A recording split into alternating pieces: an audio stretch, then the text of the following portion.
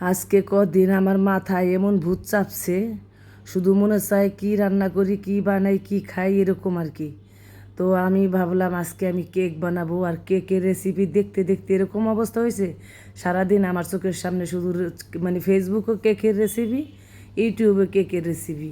তো আমি বিরক্ত হয়ে ভাবলাম যে যা আমি নিজেই একটা বানাবো, বানাইয়ে দেখবো যে কেমন হয়। সবাই শুধু আমার কেক বানানো দেখাইতেছো, যেহেতু আমি জীবনে কোনো দিন কেক বানাইনি বন্ধুরা।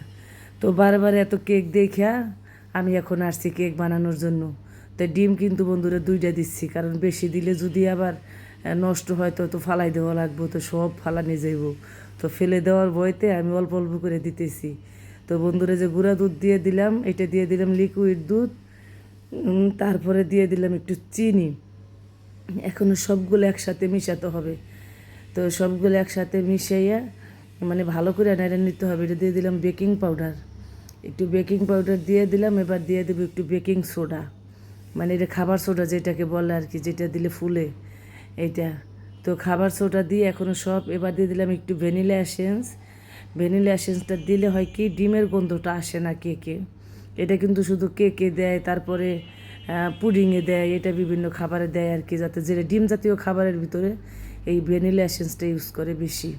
তো এখন বন্ধুরা আমি দেখি হাত দিয়া নাইরা পারতেছি না, কারণ এগুলো কিন্তু বিভিন্ন স্টেপে ব্যবহার করে। আমি নতুন পাকশি, তো তাই আমি আজকে একদম সব একবারে দিয়ে দিছি, এই জন্য গোটা গোটা হয়েছিল। সেই জন্য আমি এখন একটু ব্লেন্ডারে দিয়ে নরম করে নিলাম, মানে মিলিয়ে নিলাম।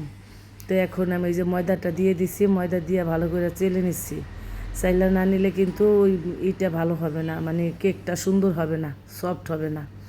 তো বন্ধুরা এই যে আমি এখন আস্তে আস্তে নাড়তেছি, নাইরা সুন্দর একটা বেটার তৈরি করতে হবে, কোনো রকম বাবলস রাখা যাবে না। আর এই যে বন্ধুরা সবচেয়ে ভুল দেখেন কোনটা, আমি এই যে তেলটা দিতে আমার ভুলেই গেছি, কারণ আমি তো কখনো বানাইনি, ফার্স্টে বানাইছি।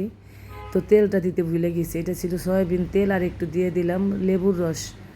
এগুলো দিয়ে এখন সব একসাথে ভালো করে নেড়ে চেড়ে একদম সুন্দর করে এখন বেটারটা ঢেলে দিছি একটা বাটির ভিতরে। কিন্তু আগে একটা কাগজের তেল মেখে আমি ওইটা রেখে দিছি।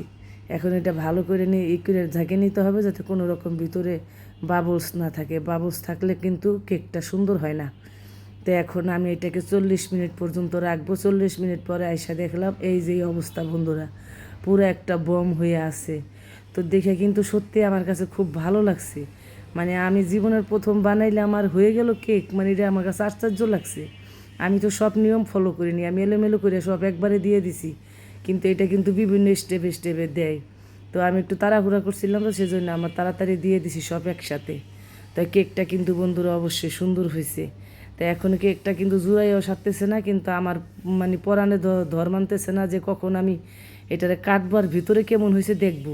তাই আমি অনেকরে ডাক দিছি অলরেডি, যে অনেক আসো আসো, এটা কাটতেছি আমি, তুমি দেখবা।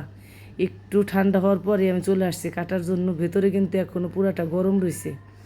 এখন ভেতরটা কেমন হয়েছে না দেখলে কোনো শান্তি নেই। এই যে বন্ধুরা যেরকম হয়েছে ভেতরে, এখন আমি এটাকে কেটে দেখবো এটা কেমন নরম হয়েছে নাকি শক্ত হয়েছে, নাকি ফালাই দিতে হবে না খাইতে পারবো, এই টেনশনে আছি আমি। এখনও অনেক যদি খাইয়া বলে যে মা সুন্দর হয়েছে, তাইলে আমি মনে করুম হয়েছে ভালো, নাইলে আমার এটা ফালাই দেওয়া ছাড়া কোনো উপায় নেই। তো এই দেখেন বন্ধুরা গরম হাই বেরোচ্ছে, তারপর আমার পরাণ মানতেছে না।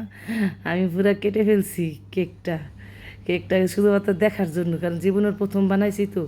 কিন্তু কেকটা অনেক সুন্দর হয়েছে এবং টেস্টি হয়েছে। আমার ছেলে খাইয়া বলছে যে মা অনেক মজা হয়েছে।